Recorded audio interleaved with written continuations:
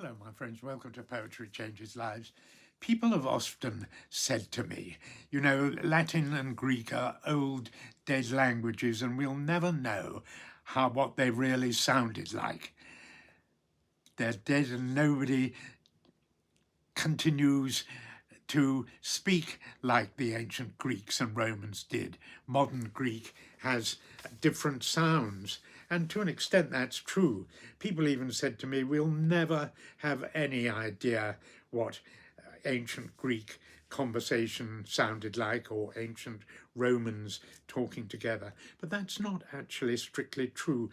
They may be dead languages to a large extent, but there are still a lot of clues in the writings of those ancient people that we can learn from and get a pretty good idea of what the language actually sounded like in spoken form. Of course, most of the great writings of that time were not meant to be read. They were meant to be listened to.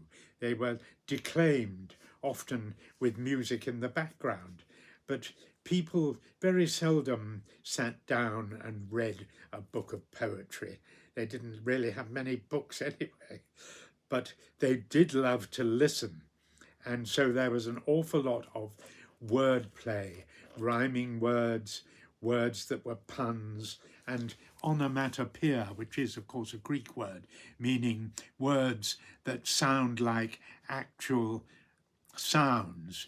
For example, be is a word that appears in Greek plays and poetry, which is imitating the sound of a sheep. And from that, we can tell that those two letters of the Greek language, the beta and the eta, are sounded like that. B, the beta is a B, not like in modern Greek, a V as in Victor. And the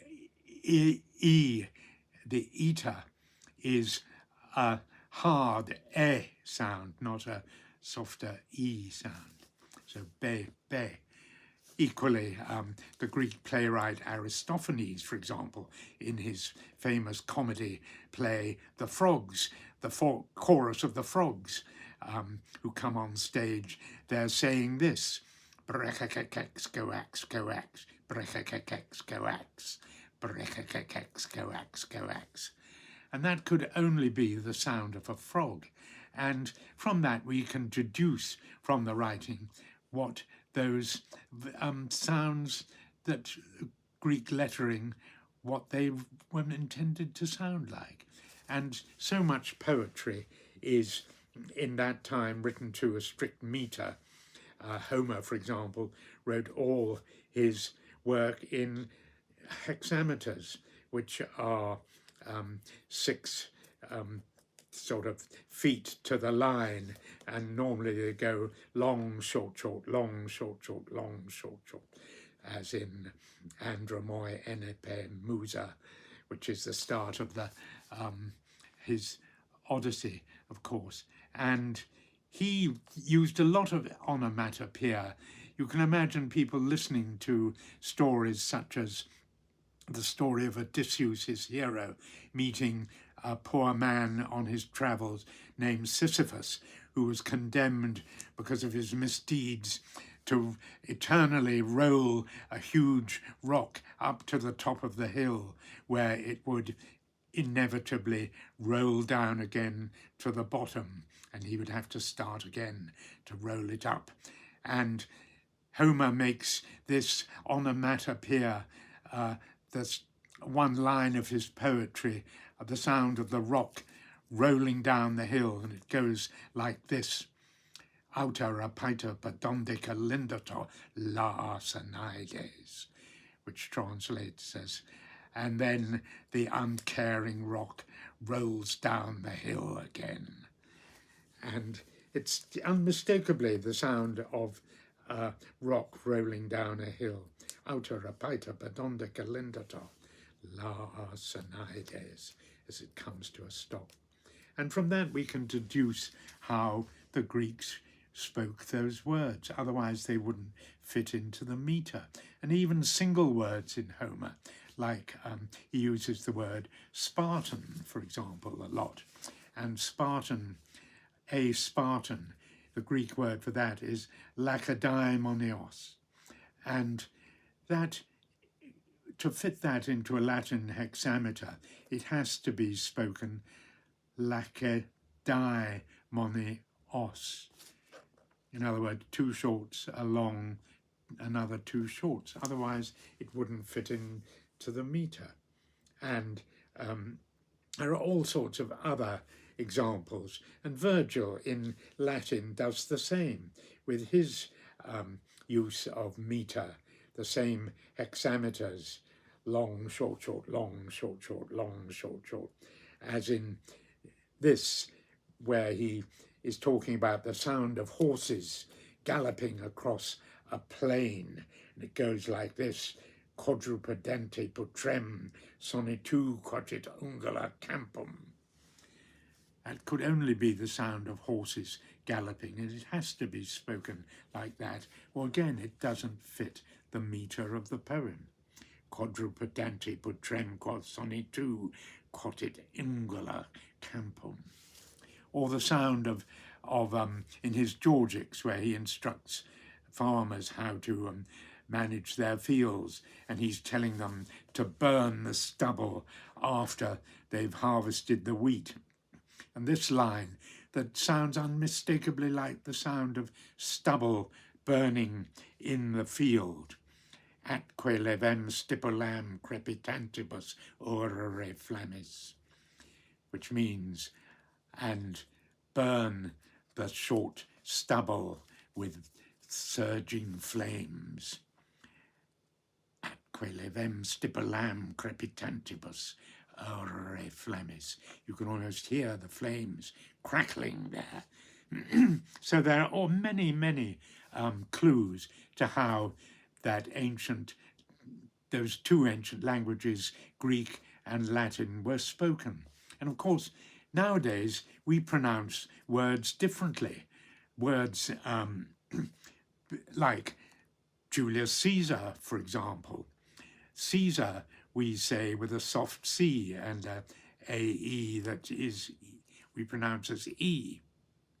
But in ancient Rome, that would have been Julius Caesar with a hard C, Kaiser, which of course is how it has lasted in places like Germany and Russia. And the Greek, Homer, for example, in his Odyssey talks about mythical people like Circe, the witch who lived, I think, in somewhere like the south of Italy. The Greeks would have pronounced that Kirke, because it's written with a kappa to the Greek letter kappa, which is always hard, Kirke. And equally, the Romans with names like Cicero, they would have pronounced it Cicero. So we don't always get those sounds right these days, but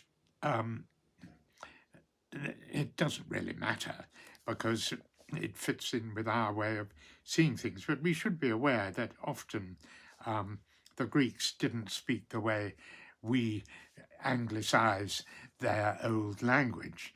The word, the famous statue of Eros in Piccadilly, of course, that's a Greek word for love. The Greek god of love was Eros, which is spelled E-R-O-S. And we know that it was not pronounced by the Greeks Eros. It was pronounced Eros, because otherwise, again, it wouldn't fit in poems. There's a famous poem that begins Eros poten rhodoisi, which translates as Eros while in the rose garden. But it would not, if it was pronounced Eros, it wouldn't fit in with the meter. So we can tell so much from ancient writing. And does it help us? Well, yes, because we then fully appreciate the beauty of those ancient poems. I mean, take two words from Homer that are highly descriptive and also beautifully evocative at the same time, because they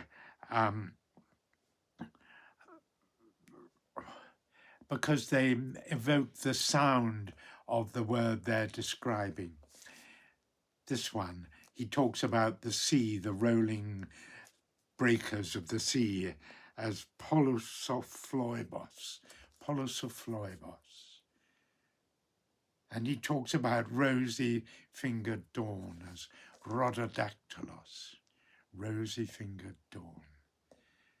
We can learn so much from the study of the ancients, and I think it's fascinating to imagine people talking in those days, in those strange sounds that we hardly hear today. Brekkekex, coax, coax, brekkekex, coax, the sound of Aristophanes' frogs. Thanks for listening.